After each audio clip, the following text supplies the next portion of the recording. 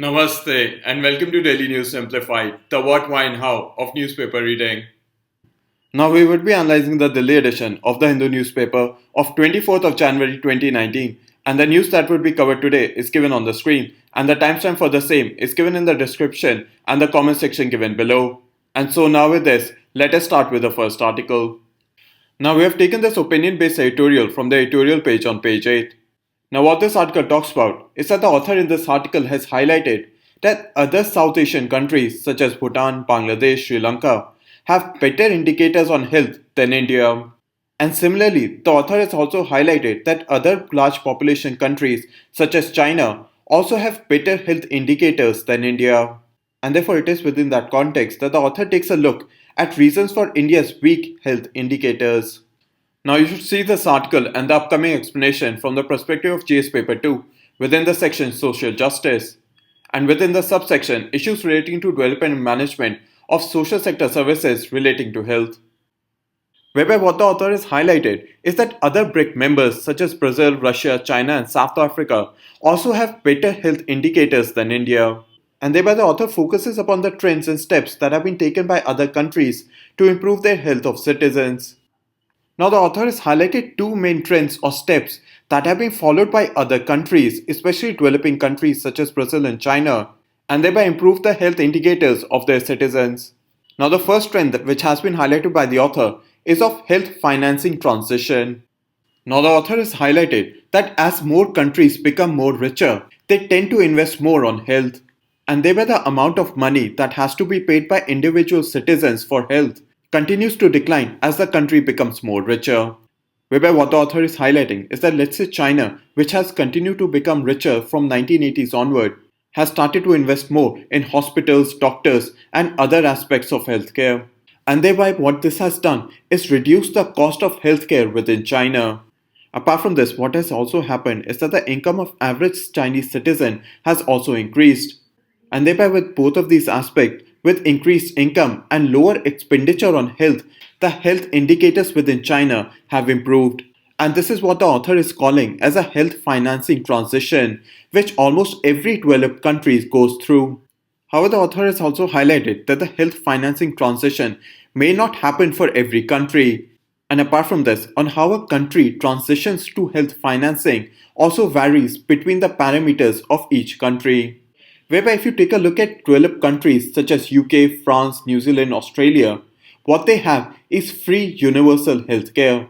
Whereby if any of their citizens have to go to the hospital, it is the government which is paying for those hospital visits and various procedures and tests that may be conducted in the hospital. However, if you take a look at the United States, it currently does not have universal healthcare. Whereby if a normal individual citizen of the United States has to go to the hospital, then the citizen has to pay some amount in terms of test, the fees to the hospital and the doctor, apart from various other costs of healthcare. And it is within that context that the author has said that health financing transition varies from country to country. But what generally does happen is that countries which become richer tend to invest more on health, which decreases the amount of money that any individual citizen of that country would have to pay out of his own pocket so as to get good healthcare. The second aspect which has been highlighted by the author is of pooled financing mechanisms as a step which is required for universal healthcare and has been followed by almost every country which has seen a health financing transition. Now the author has highlighted two forms of pooled funding mechanism, first being the general tax revenue and second being social health insurance. Now what generally happens in the general tax revenue is a model which is followed by the United Kingdom, whereby what happens is that every citizen of the country pays a certain amount as tax for universal healthcare, and this tax depends upon the income which that person makes. However, if let's say any citizen which then goes to the hospital would be provided free healthcare in terms of free checkups, free test, free doctor visit and other aspects of healthcare, whereby there would not be any form of discrimination based on the amount of money which that person has paid in form of tax revenue. Now this system is based on a principle of social welfare, whereby those who have more money pay more taxes, which then also funds those individuals which have less money in terms of healthcare. The second form of pooled funding mechanism is of social health insurance. And in general, what happens in this scheme is that every individual of that country has to buy health insurance or can buy health insurance from the government. Whereby what would happen is that every individual who wants to take part in this social health insurance would pay a small amount of fee. And under this small amount of fee, various hospital visits, various procedures would be covered as part of social health insurance. However, one of the problems with this system is that it is not a form of universal healthcare, whereby not all aspects of healthcare are covered under this scheme. And one good example of this system is the Obamacare, which was launched in the United States but was recently repealed or removed by the current president Donald Trump. Another example of this form of scheme is the Pradhan Mantri Jan Arogya Yojana, which has been launched in India. However, a major difference between the Obamacare, which was launched in the United States, and Pradhan Mantri Jan Arogya Yojana, which was launched in India, is that under the Pradhan Mantri Jan Arogya Yojana, the beneficiaries do not have to pay any form of premium or fee to take part in the scheme. While under Obamacare, the beneficiaries had to pay some amount of money to become a part of the scheme. And therefore, according to the author, these are the two forms of pooled funding mechanism whereby some countries opt for a general tax revenue system, such as the United Kingdom, Canada, and other countries, while some countries go for a social health insurance scheme, such as the United States. However, what is generally seen in developing countries such as India, China, South Africa, Brazil, is that they follow both of these funding mechanisms, whereby the government also forms a general tax revenue so as to subsidize healthcare within that country. Apart from this, they also launch some form of social health insurance for the vulnerable sections. And therefore, it is generally seen that in developing countries, both form of pool funding mechanism is used.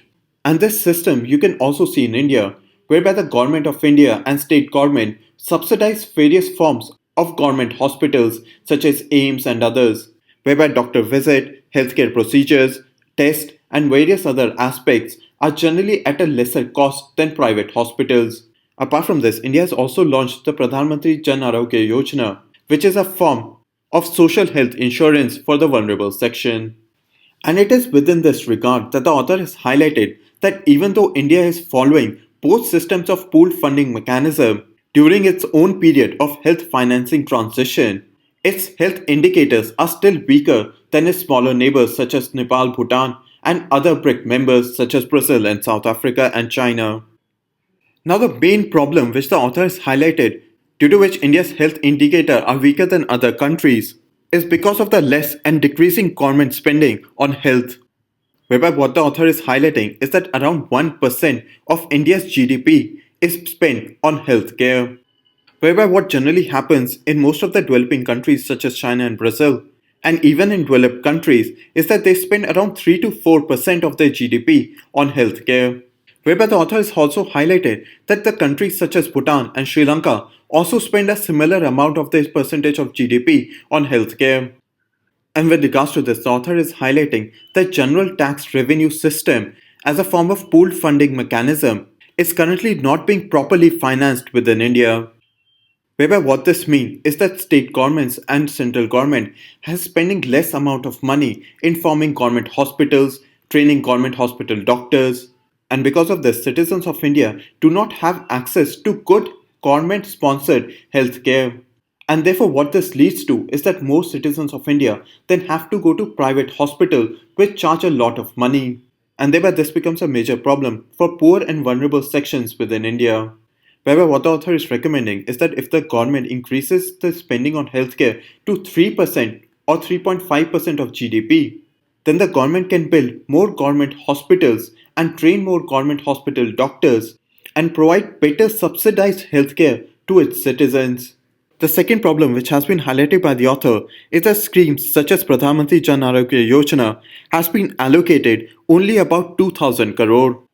And with regards to this, what the author is highlighting is that even the social health insurance as a form of funding mechanism for healthcare in India also lacks money. And it is within that context that the author is saying that even though India is becoming richer and several citizens of India are also earning a lot more income, citizens of India, especially the vulnerable sections, still has to pay a lot of money out of their pockets for healthcare. Because the funding for healthcare within India is very low as compared to other countries, whereby around only 1% of GDP is spent on healthcare within India as compared to 3 to 4% in other countries such as Bhutan, China, Brazil, among other. And apart from this, even the social health schemes such as the Pradhan Mantri Jan Arogya Yojana has less amount of money allocated. And therefore, one of the main conclusions which the author has made that there needs to be an increase in the amount of money which is being spent in India on healthcare. Now there are two related questions which have been asked in previous mains examination, wherein the first question was asked in GS paper 2 within 2013, which had asked identify the Millennium Development Goal that are related to health, discuss the success of the actions taken by the government for achieving the same.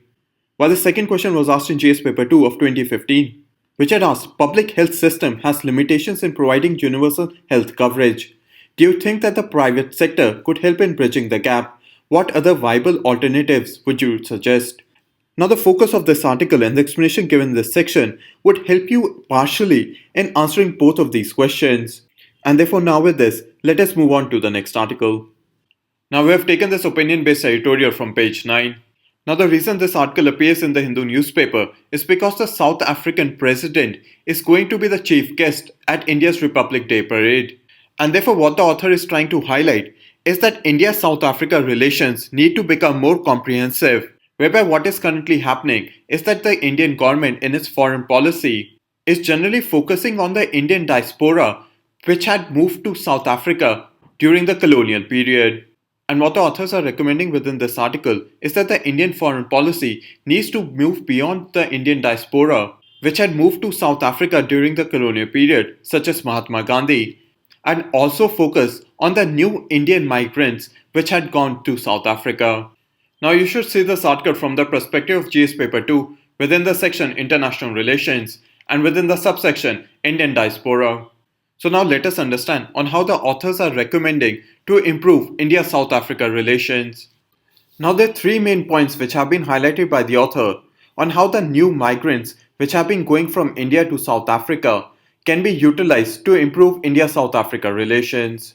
Wherein the first point which has been highlighted by the author that South Africa has one of the largest influx of migrants from other African countries.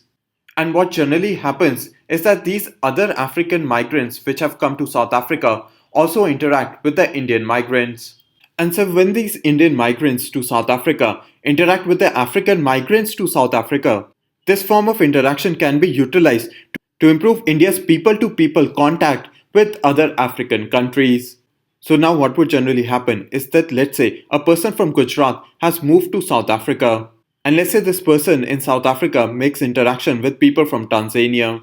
And therefore with just one person who has migrated, India would have people-to-people interaction with South African citizens and Tanzanian citizens. And therefore it is within that context that the authors are recommending that the Indian foreign policy should make an outreach to the new migrants that have moved to South Africa, whereby they can be utilized to improve India's people-to-people interaction with other African countries. The second reason given by the author is that Indians who are migrating to South Africa reflect what is called Global South to Global South migration, whereby what generally happens is that individuals from the Global South, such as individuals from India, China, South Africa, generally move to the Global North countries such as the United States, UK and other. But this current movement of new migrants from India to South Africa reflect what is called the Global South to Global South migration. Where what the author is trying to say is that the diaspora which has moved to the United States have currently played an important role in improving India's relationship with the United States, whereby these diaspora have also led to various business interaction between Indian companies and American companies. Whereby what the authors are showing is that the Indian diaspora which have moved to the global north countries such as the United States, UK and others, they have been utilized by the Indian foreign policy establishment to improve relations with the global north countries. And in similar terms, the Indians who are migrating to the global south countries then can be utilized to improve India's relationship with the global south countries. And the third and the final reason given by the author as to how new migrants can be utilized to improve India-South Africa relationship is that India during the recent BRICS summit also highlighted for smooth movement of labor worldwide, whereby as you already understand, the BRICS consist of Brazil, Russia, India, China and South Africa.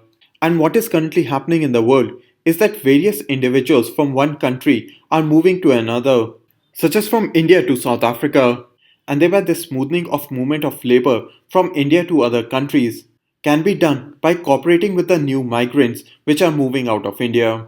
And now these are the three main points which have been highlighted by the author as to how new migrants can be utilized to improve India-South Africa relationship. Now a similar question has been asked in the mains examination of 2012, which had asked, write a short analytical note on Indian diaspora. How is the new diaspora different from the old diaspora? Now, when we talk about new diaspora within the context of South Africa, it means those migrants which have moved to South Africa within IT enabled services, the banking sector, or what are called high skilled jobs. While when we talk about the old diaspora within South Africa, it generally means those individuals who were taken as indentured laborers from India to South Africa. Apart from this, it also includes those diaspora which had moved from India to South Africa as part of the British administration, whereby what is generally seen is that the new Indian diaspora within South Africa are generally high skilled or low skilled workers, while the Indian old diaspora which had existed in South Africa are generally business owners. And apart from this, the old diaspora are generally persons of Indian origin, whereby most of them have taken up South African citizenship. While what is generally seen with the new diaspora within South Africa is that they're mainly NRIs who have moved from India to South Africa for a smaller period of time. However, you also have to understand that the difference between the new diaspora and the old diaspora within South Africa is quite small in nature. But nevertheless, hopefully you've understood as to what are the small specific differences between the new and the old Indian diaspora within South Africa. And so now with this, let us move on to the next article. Now we have taken this editorial from the editorial page on page 8. Now what this article talks about is of a recent experiment done by a Chinese scientist who created the world's first gene-edited babies. Now what this Chinese scientist did was make changes to a particular gene called CCR5 of two twin Chinese babies. And the reason this Chinese scientist made changes to the CC5R gene of two Chinese babies so as to make them immune to HIV. However, this experiment of the Chinese scientists was heavily criticized within China and outside world, whereby it has been criticized that by making changes to the CC5R gene, even though the Chinese scientists may immunize the babies against HIV, but however they become much more prone to the West Nile fever, whereby currently it is not understood as to how changes to the CC5R gene would react to other forms of diseases. So hopefully you've understood the main context of this editorial, whereby this article is highlighting that the Chinese scientist had created what is called the first gene-edited babies, whereby he made changes to the CC5R gene of two Chinese babies so as to immunize them against HIV. However, this experiment of the Chinese scientist has been heavily criticized because he genetically edited the human germline, whereby the after effects of genetic editing of the human germline is completely not understood as of now, whereby even though changes to the CC5R gene of two Chinese babies may immunize them against HIV, however it makes them prone to other forms of diseases. But what you need to understand with regards to your upcoming prelims examination of 2019 as to what is CRISPR-Cas9 and secondly, what is human germline. Now CRISPR-Cas9 is a bacterial immune system turned into a powerful gene editing tool. Now what generally happens in the CRISPR-Cas9 system is that it consists of a DNA cutting enzyme called Cas9, and it also includes a short piece of RNA that guides the enzyme to a specific spot. So let's say if in this image you consider this DNA. So in this DNA, this particular section is what the scientists want to cut. Now first to reach this particular target sequence, what the scientists would do is create a copy of this target sequence and call it the guide RNA. And this guide RNA would be used as a mean to make sure that Cas9 reaches this spot. And once Cas9 reaches this spot, it cuts the target sequence. And after this has happened, there are two procedures that can happen, whereby if the scientists only want to cut this target sequence, then what would happen is that these ends of the DNA would then join together and repair itself. But if the scientists want to paste in another form of DNA within this sequence, And with the help of the guide RNA, they would make sure that the DNA which the scientists want to paste in this area reaches this spot. And as the DNA reaches this spot, it would repair itself with the original part of the DNA. Now you have to understand that this topic is technical in nature, and what you need to do is remember all of this aspect with regards to your prelims and mains examination, whereby CRISPR-Cas9 is a bacterial immune system, whereby Cas9 is an enzyme which is used for the DNA cutting. And the third main point that you need to remember about this is that our RNA is used to guide the enzyme or Cas9 to the specific spot which the scientists want to cut. And after this piece has been cut, either the two ends of the DNA can be repaired back together, or another piece of DNA can be pasted in between. And therefore, what this allows is the conversion of one DNA base to another. Now, after understanding as to what is CRISPR-Cas9 system, what you need to also understand is what is the human germline. Now, in the simplest of terms, they are germ cells, such as eggs or sperms, which are located in the human reproductive system. Now, the DNA that is contained in these germ cells, such as in the sperm and the eggs in the human reproductive system, is known as the germline DNA. And this germline DNA then becomes the source of all other form of DNA in a human body. So therefore, any changes to the germline DNA makes the changes inheritable to the future generations. And thereby it was within that context that this experiment by a Chinese scientist on gene-edited babies was heavily criticized, whereby this change to the CC5R gene which he had made to those two babies, then this change would also be passed on to the future offspring that these babies may have in the future. And since the after effects of genetic editing of human germline is currently not understood, it is as of now not currently recommended to be practiced on humans. So now hopefully you've gotten a basic understanding as to what is CRISPR-Cas9 and what is germline DNA. Now as we already understand, the topics were technical in nature, and what I'll do is provide you a link to a video which has explained about CRISPR-Cas9 and how it can be used to ending diseases, designer babies, and with other aspects of genetic engineering. And you can take a look at this video to further understand about CRISPR-Cas9 and its effect with regards to genetic engineering. And therefore now with this, let us move on to the next article. Now we have taken this article from page 7. Now there's a very small aspect that you need to understand from this news with regards to your upcoming prelims examination of 2019.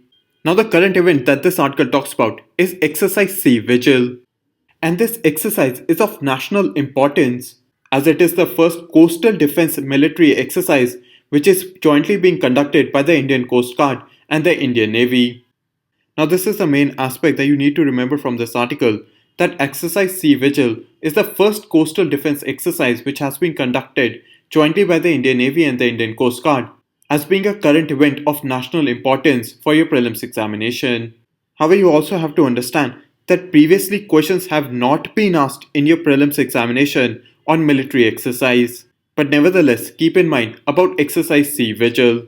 And so now with this, let us move on to the next article. Now we have taken this article from page 7. Now what you need to understand from this article is about monkey fever, or what is officially called as the Kyasanur forest disease. Now this monkey fever is caused by a tick which causes hemorrhagic fever. Now this monkey fever is caused by a virus known as the KFD or the Kyasanur forest disease virus. And this virus is a member of the flavivirus group. Now this monkey fever was first seen in 1957, which were living in the Kyasanur forest area of Karnataka state. Now this monkey fever is seen to be endemic to the Karnataka state, but now has also spread to Kerala and Tamil Nadu.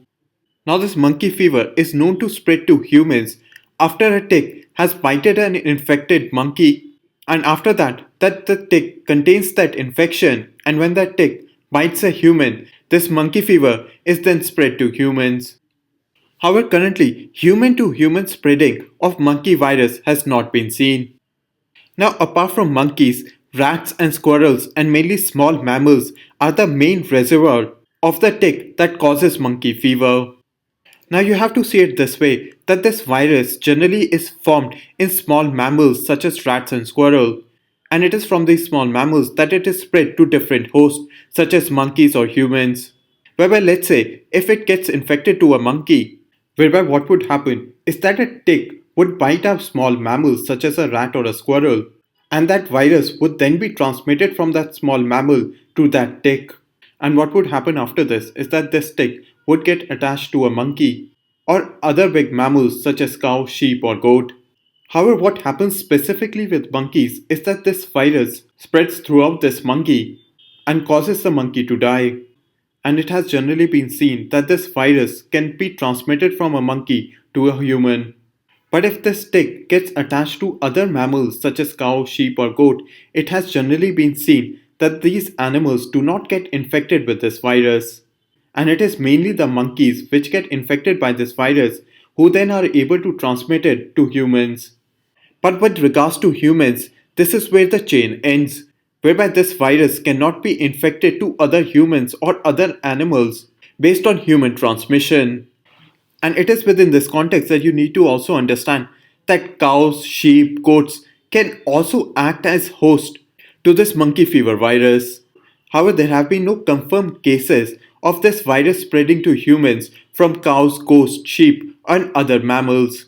And this is an important fact that you need to remember for your prelims examination, that monkey fever is not only caused by monkeys, or that monkeys are not the only mammal that carry this virus, whereby they're the only mammal apart from humans who have been known to get infected by this virus in form of a hemorrhagic fever. Now these are the 8 main points that you need to remember about the monkey fever, or what is officially called as the Kyasanur forest disease. And now with this, let us move on to the next article. Now we have taken this article from page 11. Now what this article talks about is that the Union Cabinet has approved a constitutional amendment to increase the financial and executive power of 10 autonomous councils which are listed under the 6th schedule.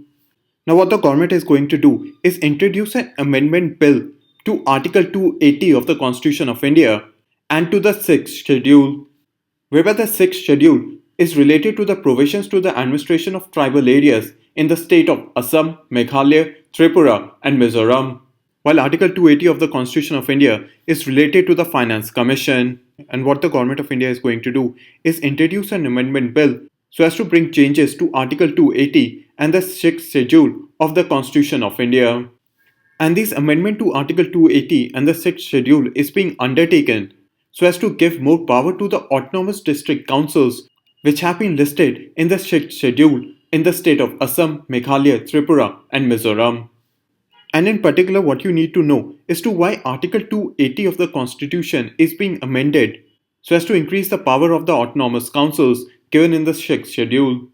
Now, what the Government of India is intending to do is have the State Finance Commission be formed in Assam, Meghalaya, Mizoram, Tripura, and apart from this, it would also be set up for Karbi Anlong Autonomous Territorial Council and the Dima Hasao Autonomous Territorial Council, whereby both of them are located in Assam.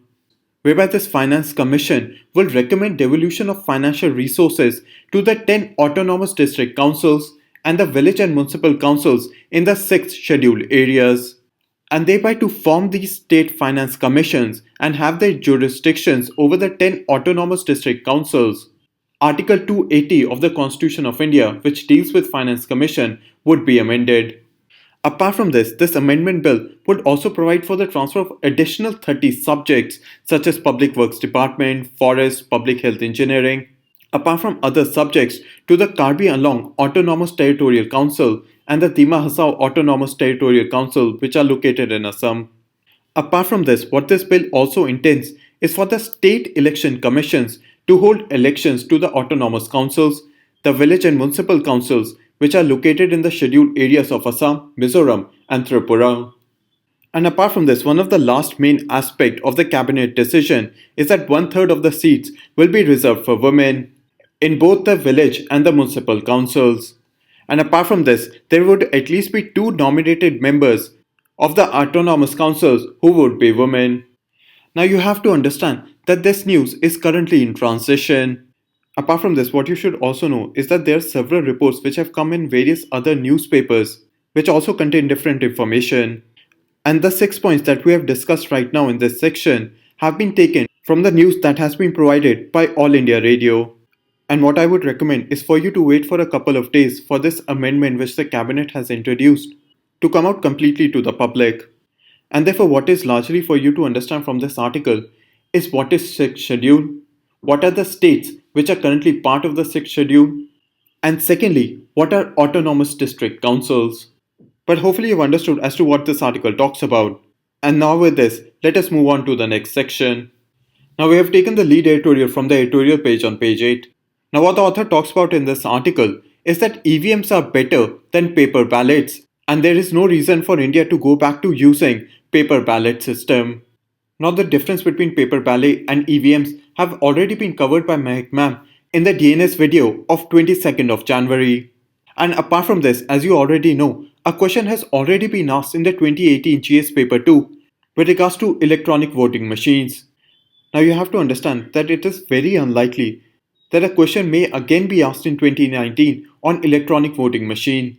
And apart from this, if you want to understand the difference between the ballot system and EVMs, you could watch the Daily News Simplified video of 22nd of January. And lastly, if you also want to understand today's editorial, a summary of today's editorial has already been provided in today's PDF. And what you can do is refer to today's DNS PDF to understand this lead editorial. And so now with this, let us move on to questions for practice. Now there are two questions for practice and what you need to do is pause this video, solve both of these questions and wait for 5 seconds for the correct answer.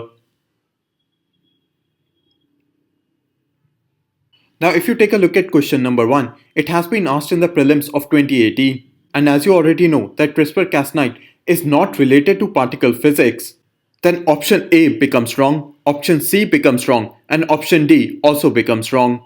And just by the elimination method, you would have been able to solve this question and know that the correct answer is B, 2 only. While with regards to question number 2, you already know that Sea Vigil exercise of 2018 was not conducted between the navies of India and South Africa, whereby it has been jointly conducted by the Indian Navy and the Indian Coast Guard, whereby the main purview of this exercise was coastal security. And therefore the correct answer to this question is A, 1 only.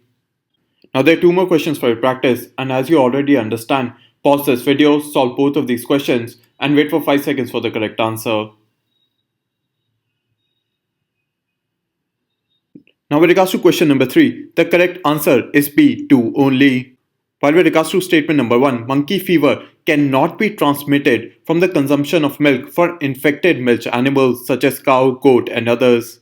While with regards to statement number 2, monkey fever is a form of zoonotic disease, which means that it can be transmitted from animals, in particular vertebrate animals, to humans. And with regards to question number 4, the correct answer is C. Administration of tribal areas in Assam, Meghalaya, Tripura and Mizoram correctly describes the 6th schedule. Whereby if you take a look at the first statement, the administration of scheduled areas and scheduled tribe is given in the 5th schedule, while the power and authority and responsibilities of panchayat is given in the 11th schedule. While with regards to the last statement, the administration of Arunachal Pradesh and Nagaland is not provided within the schedules within the Constitution of India. And it is only the 4 northeastern states, Assam, Meghalaya, Tripura and Mizoram, which have been undertaken under the 6th schedule. And now with this, we come to an end in the analysis of today's newspaper. Now we move on to the question for today.